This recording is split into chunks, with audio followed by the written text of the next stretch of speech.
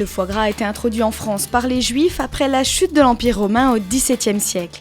Son implantation est directement liée à l'arrivée du maïs, mais ses origines sont en réalité égyptiennes. Depuis 1987, Lucien Dorgat s'est spécialisé dans le canard. Aujourd'hui, le volatile est 100% alsacien. Élevé à Wittenheim, près de Mulhouse, les animaux arrivent à Soultz-les-Bains avec 13, 14 ou 15 semaines d'âge. Installés dans une salle de gavage tout confort pendant 13 ou 14 jours, c'est ici que commence le travail du gaveur. Rien de dangereux pour l'animal. Pourquoi ça marche avec l'oie et le canard? Parce que c'est lié à la nature. L'animal, dans la nature, il n'a pas constamment de la nourriture. Donc quand il y avait beaucoup de nourriture, l'animal était programmé pour manger beaucoup et de stocker de l'énergie dans son propre corps. Et c'est à cause de ça que je peux gaver et faire mes produits finaux. On fait 50% de grains de maïs avec 50% de farine. Il faut 8,3 kg de maïs du premier jour du gavage jusqu'à l'abattage. Après l'abattage, on extrait le foie pour le travailler rapidement. Pour faire du foie poêlé, il ne faut pas enlever les veines qui servent de tuteur pendant la cuisson.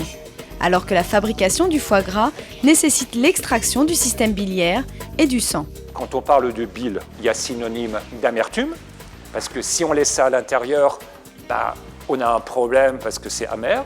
Et deuxième élément, il y a les veines, donc, qui est lié au sang, parce que si on laisse du sang à l'intérieur des foies, les gens, en coupant le foie gras, il y a du sang à l'intérieur, ils sont un peu choqués par cet élément. Pour conserver le vrai goût du produit, Lucien n'a recours à aucun additif.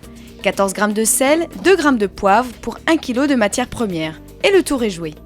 Le foie peut être mis en terrine, puis cuit au bain-marie. Le bain-marie, il faut que le bain-marie arrive à peu près à cette hauteur.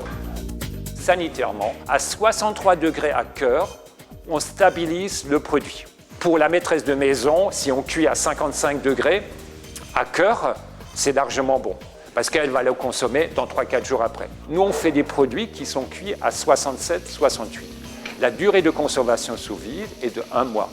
La conservation du foie gras dépend donc de la température de cuisson. Chez Lucien, il n'y a pas de gâchis, vous trouverez dans la boutique une 60aine de produits à base de canard. Dernière innovation, la maison décline le foie gras en macarons ou encore en figues fourrées.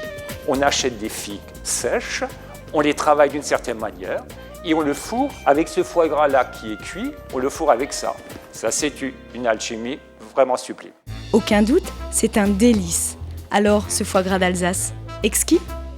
Les pâtés de Toulouse sont au foie gras de canard et font concurrence aux pâtés de Strasbourg. Mes chers amis du terroir, il y en a marre de cette polémique entre les foie gras d'Alsace et les foie gras du Sud-Ouest. Il y en a même qui disent que les foie gras du Sud-Ouest se sont développés grâce à l'exode des milliers d'Alsaciens en 1940. Mais non, mais n'en faisons plus tout un cinéma. D'ailleurs, à propos de cinéma, rappelez-vous donc cette fameuse réplique dans le film Les Tontons Flingueurs de Georges Lautner, où Claude Rich invite son tonton, Lino Ventura, et lui dit « Mais tonton, viens donc dîner chez nous ce soir. Il y a du foie gras, c'est le meilleur.